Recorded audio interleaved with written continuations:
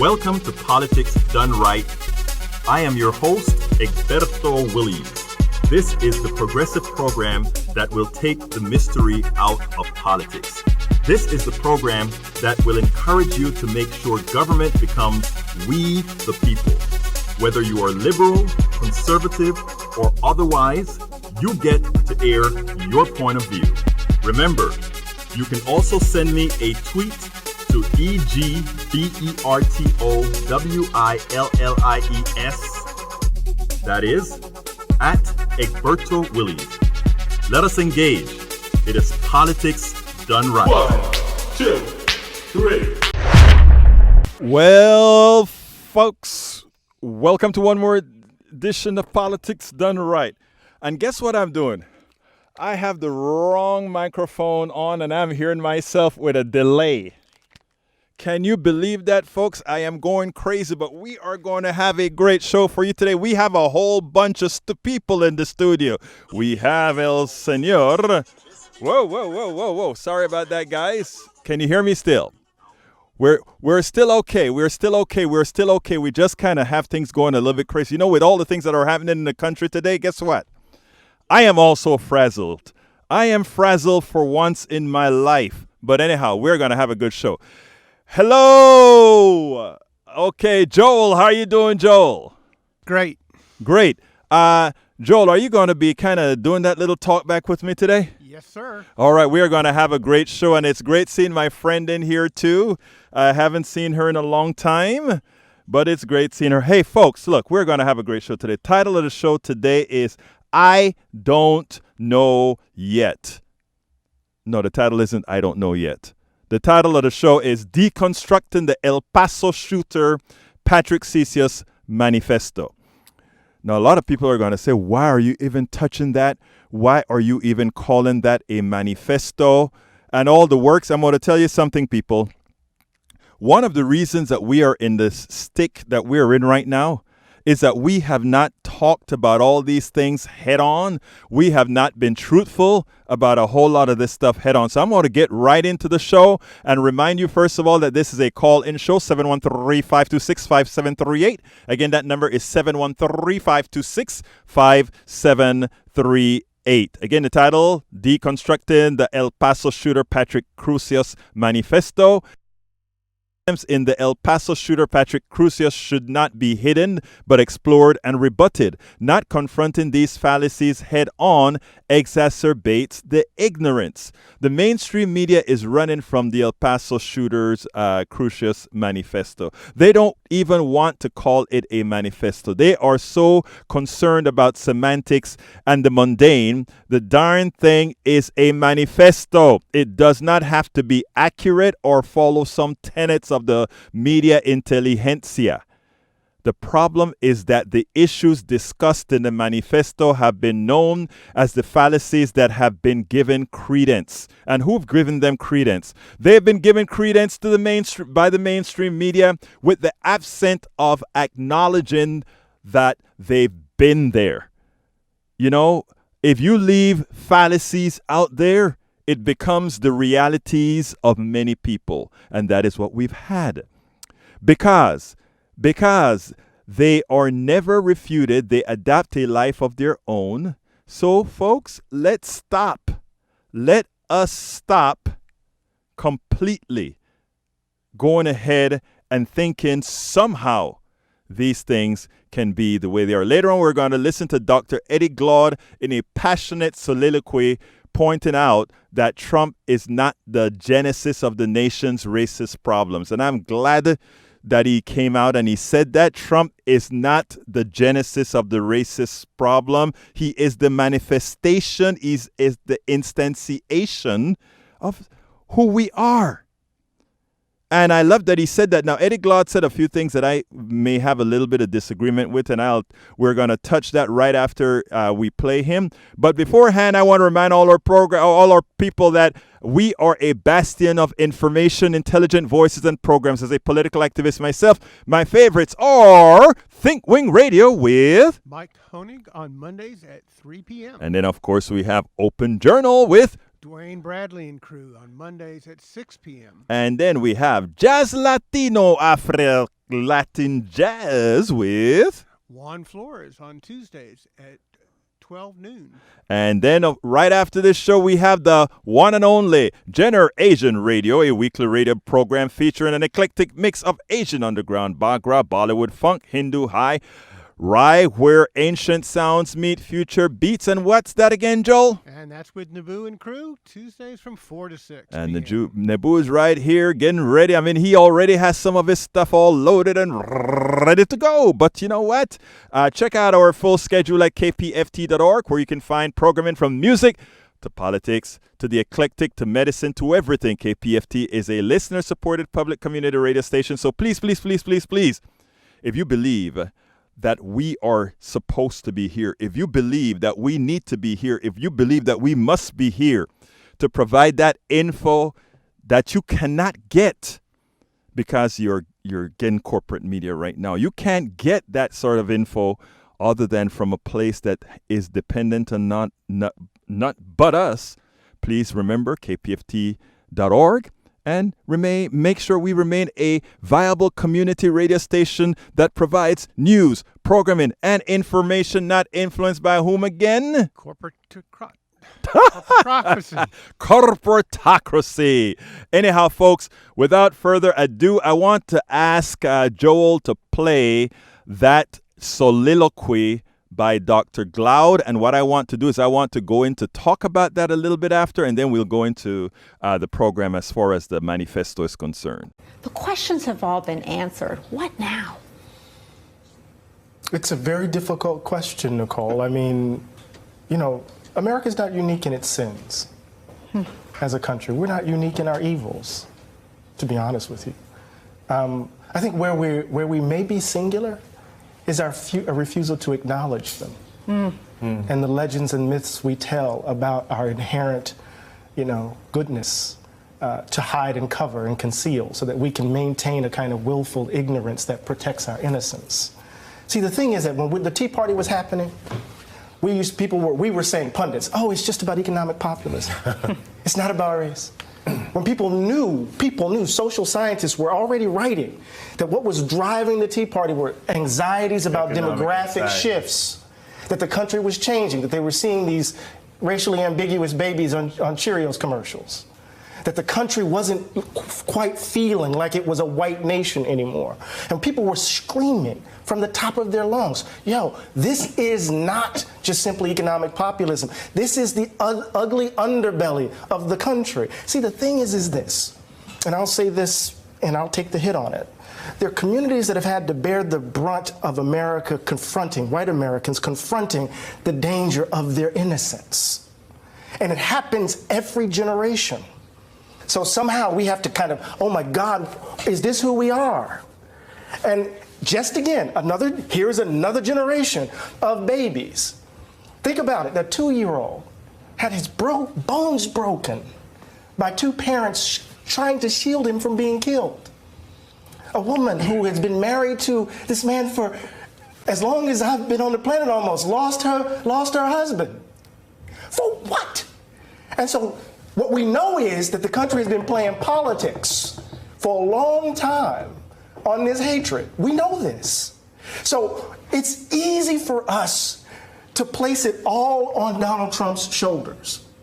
It's easy for us to place Pittsburgh on his shoulders. It's easy for me to place Charlottesville on his shoulders. It's easy for us to place El Paso on his shoulders. This is us. And if we're going to get past this, we can't blame it on him. He's a manifestation of the ugliness that's in us. I've had the privilege of growing up in a tradition that didn't believe in the myths and the legends because we had to bear the brunt of them. Either we're going to change, Nicole, or we're going to do this again and again, and babies are going to have to grow up without mothers and fathers, uncles and aunts, friends, while we're trying to convince white folk to finally leave behind a history that will maybe, or embrace a history that might set them free from being white. Finally. And that's it. I hope you guys heard that. and heard it in the context that Dr. Glaude was talking about. And, I have to agree with just about everything Dr. Glaude had to say, except one thing. You notice when he talked about the Tea Party stuff wasn't economic. The Tea Party stuff was racial, etc., etc., etc. He is right. But I have another context that I like to give people whenever we're discussing race and economics. And it goes as follows. Which, you always have that chicken and egg story that one always asks, right? Why is there a racial problem? Is it because of economics, or is it the converse? And my contention, and I'm not going to go into a debate on that today specifically because I want to go into some of the misinformation within the manifesto, but I want to say that I had some discussions as well with Dr. Richard Wolff, who is one of the leading economists in the country as well. And we were talking about transitions from things like transitions to slavery, transitions from slavery into capitalism. And what we were able to do is show some similarities. We use racism. We actually use racism for the economic benefit of a few. And I know there are a whole lot of folks that are going to get real upset because they want racism to be that stuff that is solely carnal. And I'm going to tell you, there is those people who were talking economics were not all wrong. They were not all right. Dr. Glaude is correct in the way he described the Tea Party setup. I mean, when Barack Obama became president.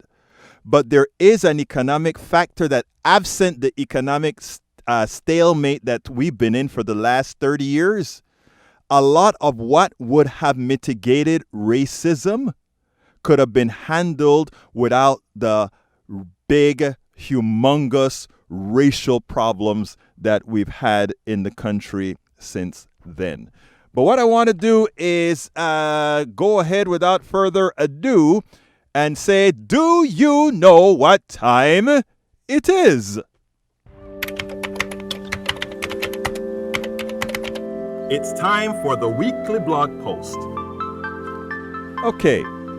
The weekly blog post is titled El Paso Mass Shooter Patrick Crusius, The Inconvenient Truth, Evil Manifesto. And I put, the following is an evil document reported by journalist Scott Stedman, purported to be written by El Paso mass shooter Patrick Crusius. I think it's almost for sure now that this document is his. Many are calling the media to stop referring to this evil document written by a domestic terrorist as a manifesto. They're wrong. These documents represent the policy tenets, however crude, of many on the right who are instigating an uprising in this country. So what I want to do is start with some of what's in the manifesto. The first thing that this guy has to say, he has the manifesto divided into pieces. That's the reason why I say, there's some order to what's here. So let's give it, not because the document is evil means that we shouldn't be looking at it, looking at the motives behind it, and not only the motives behind it, but what it really means. Because you know what? He is just like the tip of the iceberg. There are thousands of other people behind that. And folks, if you want to add to the discussion, please give us a call at 713-526-5738. Again, that number is 713-526-5738. Anyway, he starts by making a statement.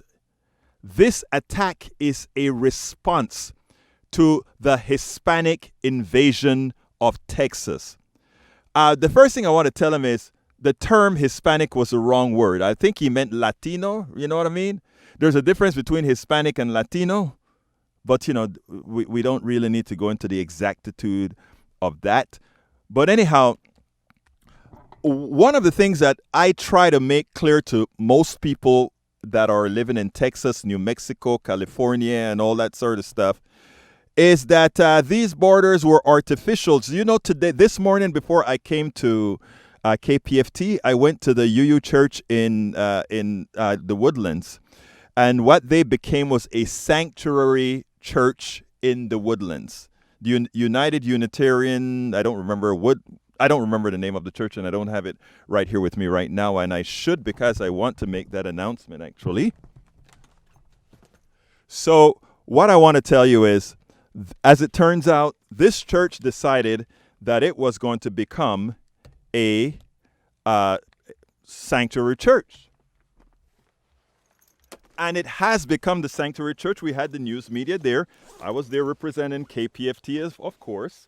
And what we showed, one of the questions they ask is, hey, you're doing this in Montgomery County and so forth. But anyhow, the idea is, these guys decided to have actually it's a Montgomery County church declared sanctuary. It's the Northwoods Unitarian Universalist Church, has just become a sanctuary. And one of the preachers there said something, and I told him that is going to be, when I write the story tonight, that is going to be the headline. And he said, the reason we are doing this are several, but we want to make it be known that this border was created this is really a false border, that the people that are crossing here were parts of this land from the beginning. So please, let's have some dignity in the way these folks are treated. He further, this manifesto further goes on to state, the natives didn't take the invasion of Europeans seriously, and now what's left is just a shadow of what was. I want folks to understand what kind of hate somebody has to say when they put a statement like that in their manifesto. In other words, the Indians allowed us to come in, meaning the Europeans to come in, but somehow, because they did that, because they were nice, because they were benevolent, they didn't take us seriously. We killed them all and it was okay. Now it's ours, and we want to make sure that those other folks south of the border are not going to come here, so we'll kill them. In effect, that's what the first paragraph, the About Me, is telling Americans. And believe it or not, and this is the danger of the white supremacist movement right now that we have to understand. It is not about what is right for a lot of people in this movement. It is about simply unadulterated power by a particular set of people who look like them. And the important part to notice is this is a portion of society that is, I want to say, relatively small, but as we also know, cancer grows. As we also know, cancer grows. He starts to give political reasons. In short, America is rotten from the inside out, and peaceful means to stop this seem to be nearly impossible. America is rotten from the core. In what respect are they talking about? You look at some of the channels that these guys watch, right? On one of my shows recently, what I pointed out is these guys created an existential problem for people that aren't really there. And I try to explain how this method is actually going to be executed, right?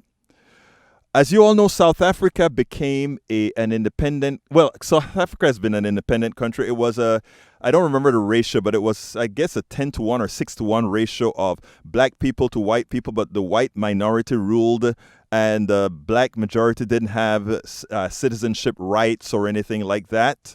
Okay? But the narrative that they're using in America right now is when those people took over that country, began a white genocide. It's not true. It's not true.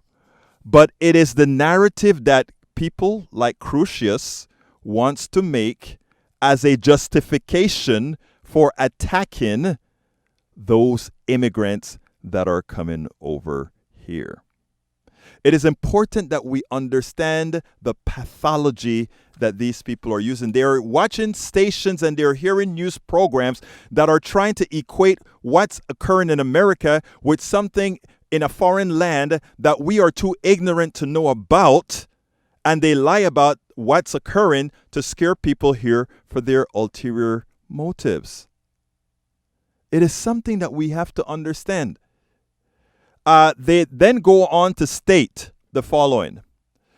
Or rather, he then goes on to state the following. And these are the lies, but these are things that are being built up as realities. Democrats are now attempting to bring a whole lot of Latinos into the United States of America so that they will take over the state of Texas and elsewhere. I mean, he was mostly a Texan looking out for Texans, okay? And the idea being now that they are bringing these folks over here, and I want to read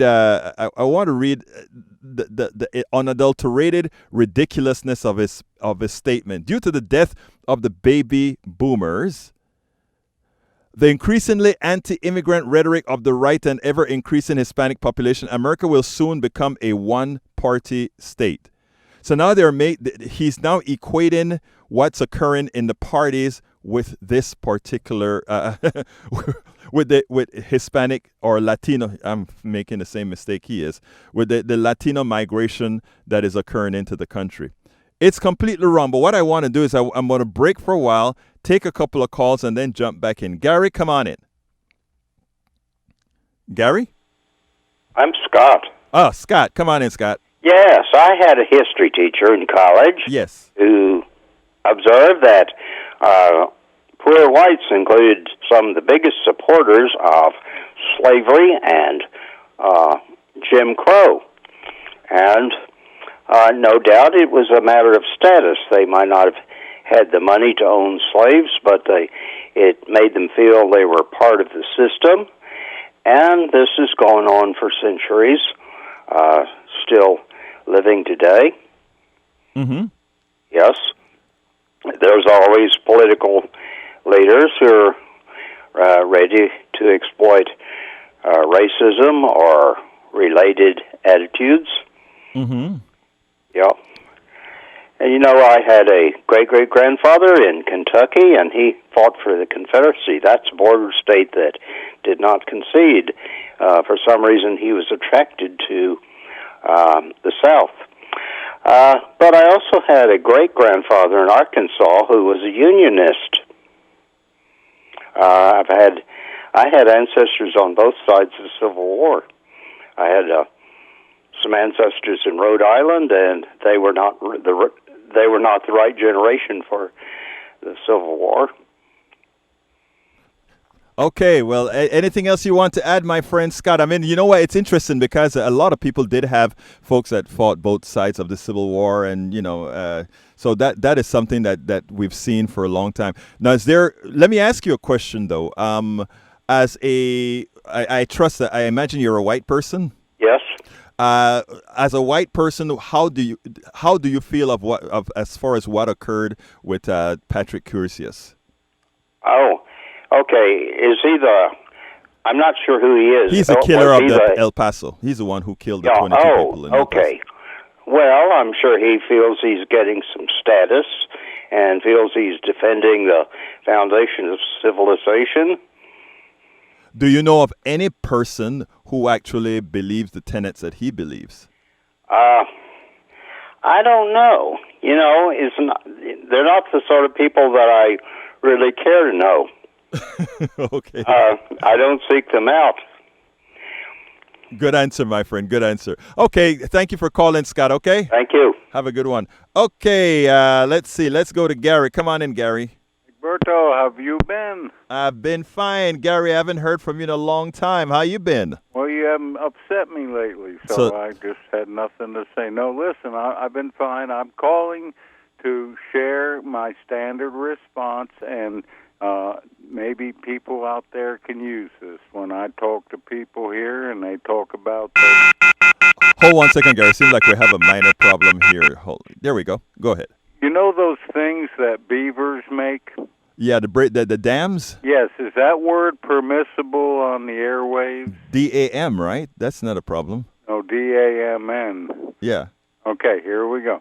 When people tell me about those damn Mexicans coming over, I always say, yeah, you mean those damn people that were here 500 years before your family showed up? Hello?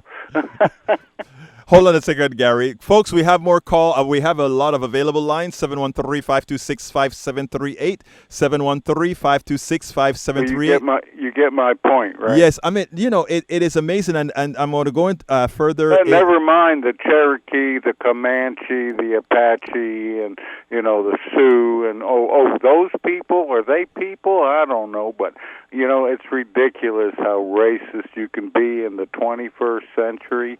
Are you that ignorant of your history, for crying out loud? Okay, now let me ask you something, Gary. You always talk about population and all that sort of stuff, but I have a question for you because later on in the document he says something to that effect. What is it, in your opinion, that makes a person, let's say a white person, look at a Latino person? And when I say Latino is sort of a loaded term. And for folks, let me tell you a lot of stuff, folks. Latino simply means from a Spanish-speaking area. And the reason I want to qualify that is there are blue-eyed blonde Latinos, and one of the reasons you probably have 40% Latino support for a racist in office is likely because some of them identify themselves as more white than Latino per se. But go ahead. Well, you were going to ask me a question about overpopulation. No, it wasn't overpopulation. What I was going to ask you specifically is what intrinsic within that person makes them believe they have something over somebody else? Okay, it's an interesting question because there was a show on last night on your competitor that addressed this very question about how humans are internally programmed to hate the other. And it doesn't matter. There is a reason that there are 258 different countries. Okay, French, you couldn't tell a Frenchman from an Englishman from a German if they didn't open their mouths and speak their language. Right. They had a war, and I've had about 20 wars, War of the Roses and the French-English War and World War I. Same thing in Africa. Look at what's going on in Kashmir now with because of their religions. You can't tell an Indian person from the north from one from the south. It's not color. It's not eye color. It's not language. It is the nature of the beast. It's selfishness. That's why people we are humans, and we are predators, and we want to be first. And it takes a great person, someone like the Buddha or Jesus or Martin Luther King. That's why they stand out, because they stand above and say, "No, wait a minute. You're not any better than that person or this person or the other person. We're all people." But most people don't, even I sometimes, I flip the bird at that other son of a gun that's driving down the road and cut me off. I don't care what language he speaks. It's the nature of the beast. I believe we are evolving, we are learning, we are growing, but we still have war. We still have murder. We still have 238 different countries. We're only one lousy little planet, But the fact is, I think that's the way we're built, okay? A wolf goes into the next wolf's territory, or a lion or any other beast, you're going to have a fight. And we think, well, we're chosen of God. I don't think so. I don't think we're much different than another organism that's going to kill. There is one thing that you said that I am glad that you did say, Gary, and that is about, the Frenchman doesn't look any different than the German. Well, I mean, the German or the English, in certain manners, that is. And that a lot of times the things that are making the difference have little to do with skin color, etc. I think you see those things when it happens to be with children. Thank you so kindly for calling in, Gary. As usual, it's great hearing from you after having not heard from you for a while, my friend. All right, man. Well, carry on. I'm still listening. Take care, buddy. Have a good one. All right, let's go to line 3. Dora, come on in, Dora. Yeah, I was wondering another answer to that question. He said, what makes people, could you repeat that question? What makes people think that they are what? That they're superior, that they're better, that somehow they need to that they need to hold somebody else in less regards. I think, from my experiences, and I'm 60, is that there is a lot of insecurity in those people. Mm-hmm. There are a lot of fear in those people, and they feel like they cannot make it if they have to rely on their own intelligence. So they have to make sure that they are using the power of a system that will support them. Because the whole system do not believe in their own abilities to thrive on their own. So their game is to pretend like they don't want, particularly with the blacks, pretend like they hate you, pretend like you're inferior, but deep in their heart, they believe you're superior. They believe there's something awesome about you. So they send messages all around the whole world with the news. These people are inferior to us. They don't believe they're better. I do not believe that anyone in their right mind, not even a black person should believe, not a Chinaman or a Hispanic or no one or whatever, should believe that they are better than another person. But I believe that they do it to keep the control over the people so that you would not. Oh, Dora, you just hit it on the nail on the head. And that is where I am, the blog that I'm writing, I haven't written it yet. I got the video, saw the video, and was going to make a change to, not change, but I agree with Eddie Glaude in most of what he had to say. But I think you singularly hit the most important word when you said control. Because once you use the word control, Dora, you're saying it is a tool. And it's a tool that was imposed on people, and that is a context with which I am going to sort of add some context to Eddie Glaude's statement that he made, which was very passionate on MSNBC last night. But I have to add something. Yes. I honestly, in the core of my soul, this is no fake talk, it's the tears.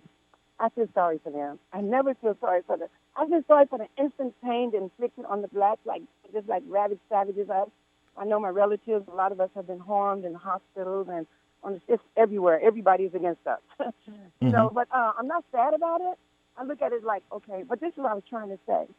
I feel sorry for them because I know some white people, and I have some friends, as the racist people always say, but my white neighbors call me on the phone. They give me their door keys. We trust each other. They love me like, I don't know if it's real love, but what we have together, it's okay. But I feel sorry for them because they have to live with the shame and the pain of what they did to the African Americans. And they cannot allow anyone to ever think that they did something so bad. So they have to keep denying that it was wrong and throwing more people in their circles so that all the nationalities will begin to agree with them that the black people deserve this. So when one of us get hurt, no one comes out and goes, oh, but they will support other races when they get hurt because they don't want everybody against them, as long as you don't support those blacks. I differ a bit. With that part about not believing that it's wrong, because I think most know that it's wrong. Now, some think it is okay to overpower others because of what I think you said in the first place, which is it's a tool. Right? In other words, there was a reason to put down blacks back in the 1600s, 1700s, because it was free labor that built the system. When the only reason, a lot of people, and you know, I'm not an expert, super expert, but I bet you one thing.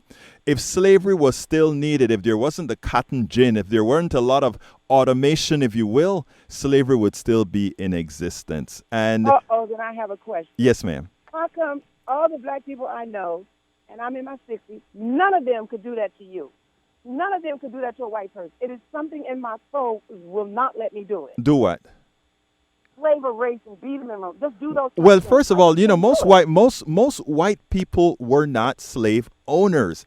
And most of them were taught by, look, let me say one thing, because I talk about this with the corporation as well. I had and I'm coming to you, John, I'm coming to you, Mike. I had a discussion with Dr. Richard Wolff about slavery and capitalism, right? And one of the things that I always like to do is equate slavery with capitalism. Some people give me hell because they said you're not understanding what black people went through during slavery by equating it to capitalism. And I said, no, it's just a transformation thereof. In other words, when you were a slave, you were told what to do, when to do it, all these different things, and you had to adapt to a certain cultural and hierarchy. As the way the corporation works, it's the same. You have that hierarchy as well. It's just that we don't need the whip to get you to do the work anymore, because there is a hierarchy that is more sophisticated than slavery was. So, I mean, I think, and, you know, a lot of people give me a hard time when I try to make that equation. And I look and I said, you buck the corporate system and see if you don't get a whip. The whip is not really a whip on your back anymore. It's meaning you're no longer paid starvation. There's a whole lot. I mean, so there are. Yeah, but a corporate hierarchy in the corporate world is not the same as an individual human with a mind and a soul and compassion being treated like an object. It's scary to even imagine it. It's scary to me. I cannot compare it to a corporation. Mm-hmm.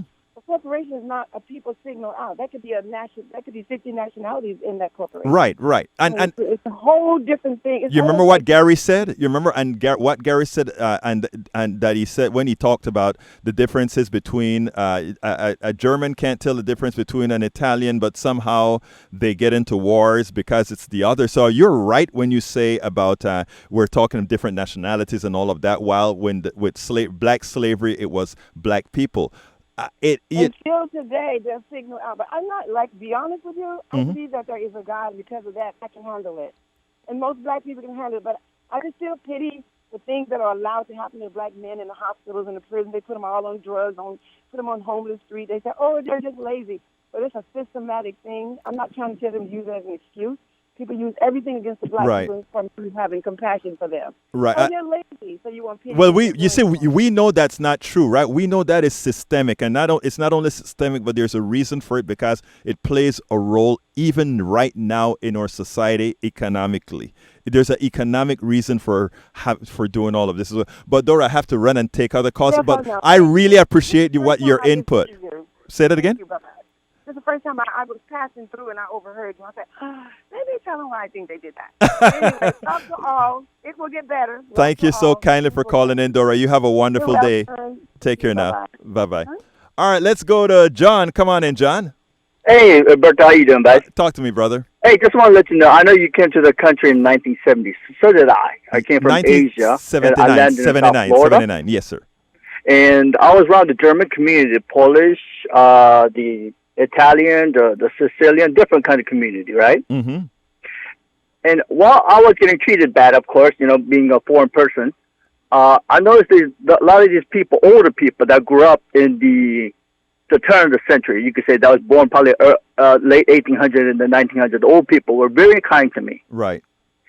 And they used to tell me, don't feel too bad. They said, when we were growing up, the Northern Europeans, they used to say that in American history, used to say the America belongs to Northern white Europeans, that the Southern Europeans were nothing but mongrels, right? And they were treated bad. Mm-hmm. And I knew this old Russian people told me when he was a kid, he would go to a store. He remember his grandfather took him to the stores, and the people would look at him dirty, and somebody muttered, "Why don't you go back to Eastern Europe?" Right. So, what I mean is, people used to treat each other bad, so they were trying to be nicer to me. Mm-hmm. Now, they told me things are changing, and this was 1970s. They said last 20, 25 years has changed. That it's now we white people, this identity coming around. Mm-hmm. Against the blacks, the Spanish, and the Asians, right? Mm-hmm. Yeah. And what they're saying is, they did not. Now these old people, they did not tell me America is going to go down because of blacks, the Mexicans, or anything like that. What they told me was our children and our children's children is going to ruin this country. I asked them, what do you mean by that? They said they're playing a dangerous identity politics. And I said, there's nothing wrong being proud. Be proud of being a white American. There's nothing wrong with that. But pride is going to destroy us. It's going to separate our country. Are you trying to tell? Let me see if I'm understanding you right. If I understand you right, you're trying to say that identity politics, because people are now identifying themselves as black, Latino, or whatever.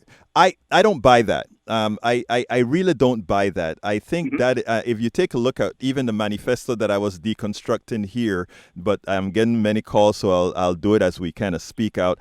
I don't think that's it at all. In fact, the only reason we have identity politics is that we have a lot of identities with different problems that occurs within these identities. As a black person, there is a systemic attack. There's a systemic thing that black men deal with police officers. Some people can be willfully ignorant about it, but it's true. So there's an identity that has that particular problem. Women as an identity, they have an issue as well. So their identity politics occur because identities in this country are treated differently and have different problems. So I mean, this stuff about identity politics is just another excuse to get away from solving individual problems that are afflicting different groups in this country. So that is one I don't buy, my brother. And I don't think you buy it either. Just from the way you are saying it, I don't think you buy it.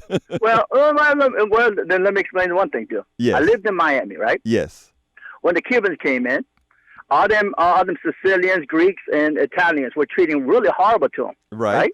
And they were nice to me, but I'm like, why are you treating these Cubans so bad?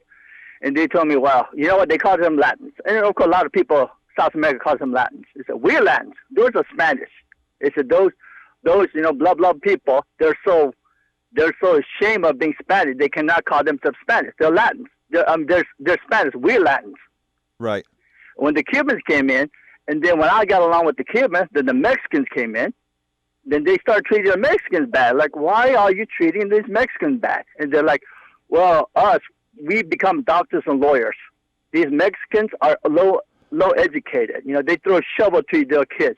They don't teach their kids anything. Okay, but you see, that is a different issue. At that point, we're talking socioeconomic issues. Exactly. And but that's not identity politics. That's socioeconomic. It's not identity. But what I'm saying is, people just downplay on each other. Right. Well, I mean, Gary said something to that effect, right? And so, I mean, so if we listen to what Gary had to say, Gary was present in some of what he had to say. Look, I thank you so kindly, Mike. I got to go to some other calls, but look here, man. As usual, you guys are going to give me some good material for my blog tonight. You have a great day, buddy.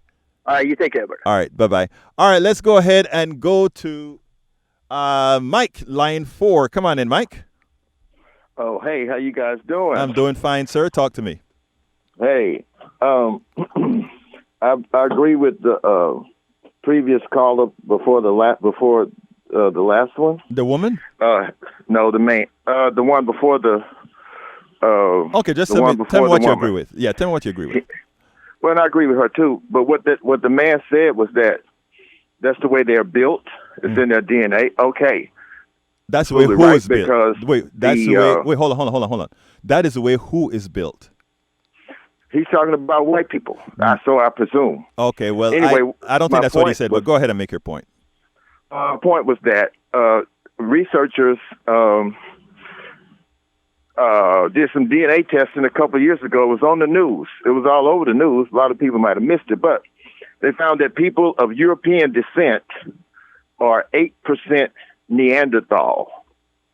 Okay? For whatever a Neanderthal is, the mentality, the mindset, the emotions, the rigidness, the greed, the lust, the willingness to dominate. It's like forever in survival mode. Okay? What we're witnessing today didn't start over the weekend. The Spanish Europeans, invaded the Incas, the Mayans, the Mexicans. Catholicism is not it's not their religion. It was imposed on them. Spanish is not their language. It was imposed on them. This hemisphere does owe a debt. The white Europeans do owe a debt to the people that they have subjugated with their guns and murder. Mike, let me just stop you for a second. There are two things that you're intermixing, right? You're intermixing reparations with genetics. Let me first hit the genetics portion. I have not seen any studies, but whatever the case is, I am of the belief, and this is my personal belief, and I am an engineer. I'm not too stupid, I don't think. I hope not. But I think anytime I start to hear people with us humans try to bring the genetic things in, I run from it like a rocket. And the reason why is because that is the same thing that guys like this guy here, Crusius, would use to try to give a reason to harm a particular group or sect of people. My contention is we are so darn intermixed already that those things are gone. But not necessarily gone, but subdued. But not only that, we have to realize that we are humans, unlike other animals, where we have control. But so let's separate reparations from that genetic issue. So I'm going to throw the genetic issue away, and I'm going to agree with you now on the issue on reparations. And that is, let me finish. I respect your right to disagree. Oh, sure. That's what we do. Yes, sir. This was in the news on conservative talk radio station news flashes. Okay, right. What the genetic research revealed. Mm-hmm. I can't say good, bad, or ugly. Right. But it says that they concluded that people of European descent genetically are 8% Neanderthal. Look it up if you like. Sir, I'm not disagreeing with you on that at all. Because like you said, if the research says something, the research says something. I don't know what part Neanderthal you are, or because I can almost guarantee you, what's your race anyway? Whatever the race means, what's your race classified as? Well, the whole notion of race is a myth. It was started by a guy named Cromwell in the late 1500s. Sir.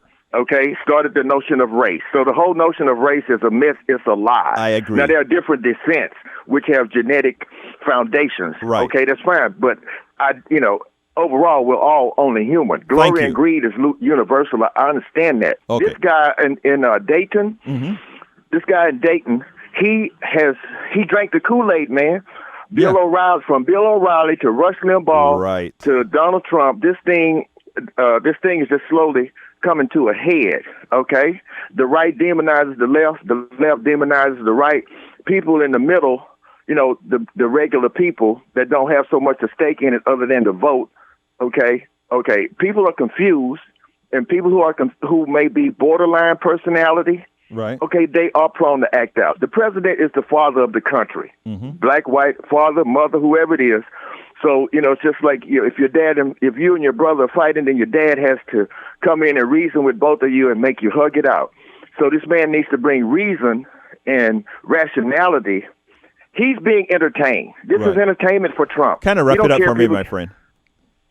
Sir? No, to kind of wrap it up for me because I have some other calls, but I like where you're going so far. Go ahead. Well, I'll conclude that, this man psychologically, psychiatrically, he's a psychopath. This is entertainment for him. People like Mitch McConnell and the other powers that be who have a stake in turning back the clock slowly. It's just the white supremacists want to turn it back real fast. Thank you. They'll do something rash, and the politicians want to do something a little more so-called diplomatic. But the objective is the same. Mike, you landed exactly where I didn't expect you to land, but I'm happy where you landed. You take care, my brother. Well, I read and I listen to late night radio, and thank goodness that smart minds are digging and checking and calling it like it is. I happen to be black, but I'm watching this unfold because black people have always wondered. Well, so much research on us, but what's wrong with the white man? What's his problem? He's 8% Neanderthal. That's his problem. And what can you do? Well, what did Malcolm X say? By any means necessary. Brother, let me just tell you what my thoughts are before I go to the other call, okay? I think we, as human beings and controlling whatever instincts we have, that is something that we can do, and that is something we have to do, and that's something we have been doing and migrating towards doing. Thank you so kindly for the call, sir. Sure. Have a good week. Bye-bye. All right, let's go to Terry, my buddy. Go ahead and get on in, Terry. Hey, I'm here to, I'm as a Neanderthal American, to speak up for the Neanderthals. Terry, are you going to speak up for the Neanderthals, Terry? Yeah. I mean, they were here for tens of thousands of years before Homo sapiens, right? Mm-hmm. And they got along fine until the Homo sapiens came along and basically, hey, I'm on the radio. So, yeah, I mean, there's, probably a good argument to be made that they were systematically wiped out by the Homo sapiens, who were, capable of a lot more violence. Oh, so you saying? Are you saying that Homo sapiens? Look at the anthropological evidence. Are you saying the Homo sapiens effected genocide on the Cro-Magnons, or not the Cro-Magnons? The what was it again? Cro-Magnons. The Neanderthals. Yeah, but, Neanderthals. Yeah, I mean, it's like genocide happened before civilization happened. Right. I mean, anyways, that's not what I called to talk. If you can talk to me, take a second about the Second Amendment. Yes. There's a way to fix things that will help the Second Amendment people that don't trust the government. Right. That they want the Second Amendment, because we got to keep arms in case the government goes bad. And these guys, they're worried about gun registries, right? And for good reasons, because of history. There's ways around this, ways to protect the Second Amendment and prevent gun sales of any kind to people that are unqualified because of violent criminal history, mental health issues. Here it is. Getting a driver's license is not a car registry. Right. You don't need to buy a car or even use a car to get a driver's license. Oh. Getting a license to purchase a firearm is not a gun registry. Wow. People should be screened for age, mental and physical ability, criminal background, pass a safe usage test to get a license to purchase a firearm. No sales without a license, but the actual sale is unregistered, just like now, except only people mentally and morally qualified would be able to purchase. Tori, that is actually... No, man, this isn't the end of it. The guns would be registered to the licensed gun dealer. In any crime situation, the weapon of the shooter without a license to purchase a firearm would be traced back to the dealer, and their license to sell guns would be revoked, and they would be tried as an accomplice to the crime. This is where we start. It's a first step. Get the Second Amendment people together with the people that want windows on schools, Tori, I think you may have... I think you have something on your... I think that is something up your sleeve, dude. That one... We need to get this on the Bernie agenda. I think that sounds good. Maybe we need to pass it on to Bernie. Well, from now on, we have to talk two agendas, Bernie and Warren, because there seems to be a heated between both of them, buddy. Yeah, maybe you can put it up on Credo or something. Yeah, we'll do that. Anything else you want to add before we go to the next call? Oh, capitalism. He was talking about capitalism and slavery. It's like, does it apply? Does it not apply? Slavery is a legal status. It's a subclass. It's below working class. Capitalism is circumscribed and made possible by the Constitution, the rule of law. And there's no capitalism without the ability to enforce contracts, rule of law. It's a legal system, and slavery's in the frickin' Constitution, okay? It's a legal status. Both of them are legal statuses, though. Part of capitalism. Well, look, buying and selling. Come on. Yeah, I mean, I think you're. I don't know if you notice that you're actually agreeing with what I said. I agree with everything you've ever said. I'm your biggest fan. Tori, don't let my head swell because it's already too small. No, I'm kidding. Okay. Have a good one, buddy. See you next week for a fun drive. Yes, sir. Absolutely. You can come in here and do some phone-ins for me, buddy.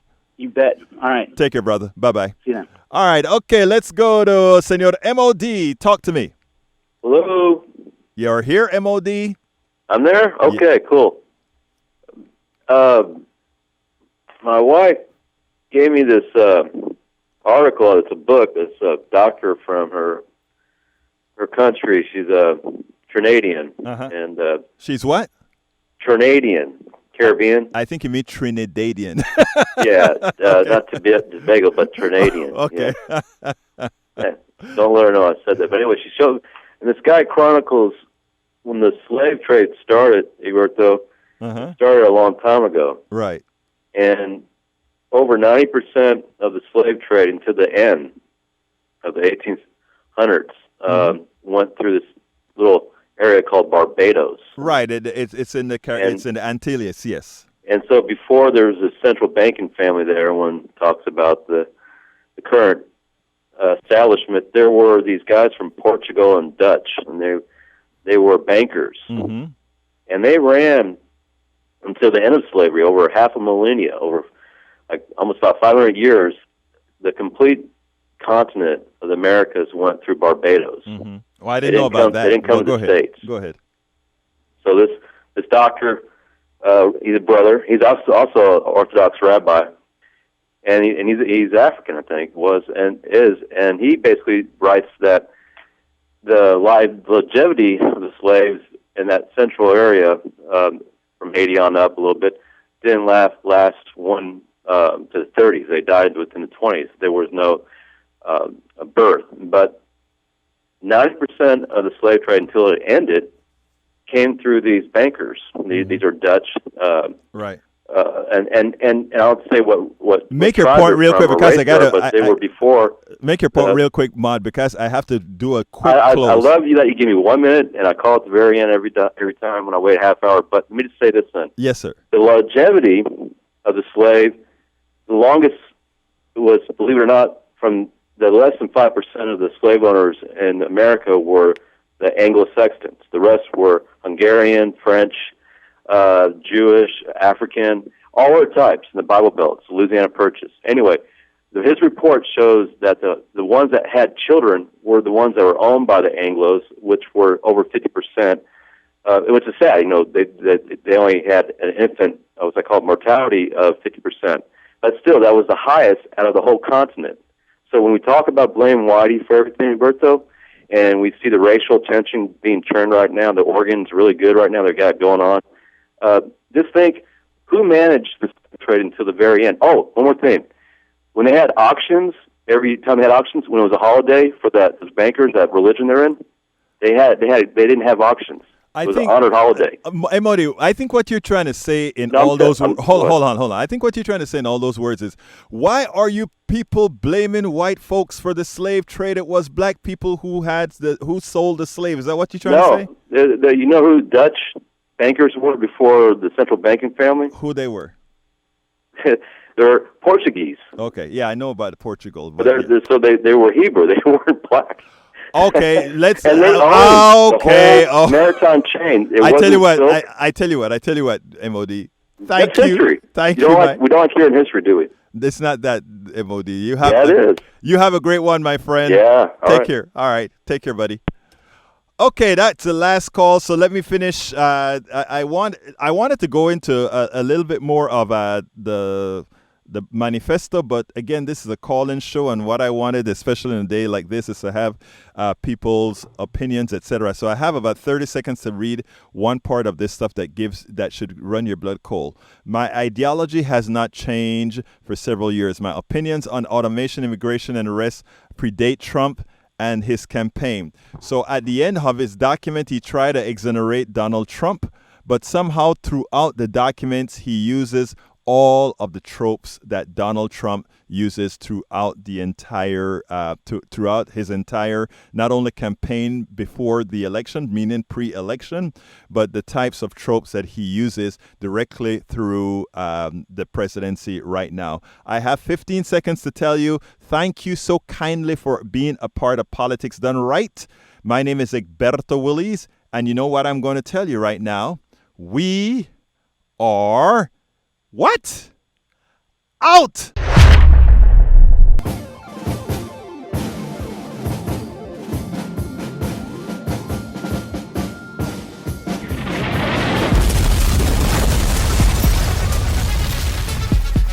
Welcome to Politics Done Right.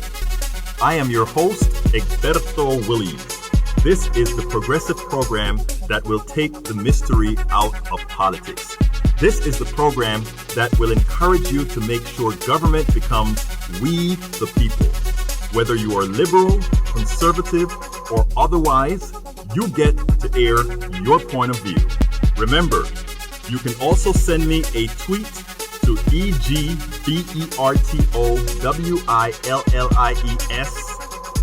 That is, at Egberto Willies. Let us engage. It is Politics Done Right. 1, 2, 3.